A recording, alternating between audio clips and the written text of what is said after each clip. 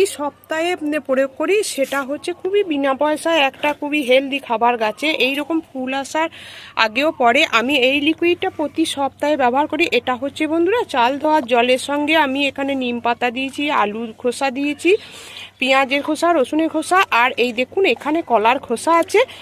এইটাকে আমি কমপক্ষে আমি 6 থেকে 7 দিন এইভাবে পচাতে দিয়েছি।